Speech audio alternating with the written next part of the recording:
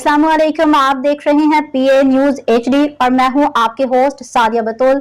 शामिल करते हैं आज की अहम खबरें। लाहौर गजा में भूख, अफलास और अमवात के साए हैं। इजरायली फौज की महदूद वक्त के लिए फौजी कार्रवाइयां रोक कर इमदाद की इजाजत। मिस्र और उर्दन से इमदादी ट्रक गजा की पट्टी में दाखिल हो गए। इसराइल की मुसलसल बमबारी मुहासरे ने गजा को मुकम्मल इंसानी बहरान में धकेल दिया। खुराक की किल्लत, अद्वियात की अदम दस्तियाबी ने फलस्तीनियों पर जिंदगी मजीद तंग कर दी है। ताहम इमदाद की जुज़वी बहाली से उम्मीद की मदम किरण पैदा हुई है।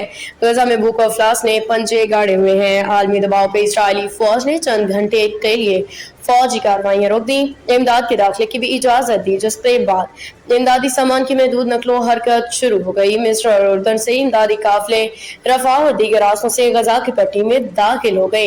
ये ट्रक बड़ी मिकदार में खुराक, आटा और बुनियादी ढांचे का सामान लेके पहुंचे हैं। इसराइल ने इंसानी हमदर्दी का गजा जाने वाला समुद्री काफिला एक बार फिर रोक दिया। दूसरी जानिब इसराइल ने फिजा से इमदादी सामान फेंकने का ऐलान भी किया है। ताहम अक़वाम मुत्तहिदा और आलमी इमदादी इदारे इसे नाकाफी और ज़मीनी हक़ाइक़ से तवज्जो हटाने की कोशिश करार दे रहे हैं। न्यूज स्टूडियो से अब तक के लिए इतना ही। मजीद खबरों और अपडेट्स के लिए देखते रहिए PA न्यूज HD।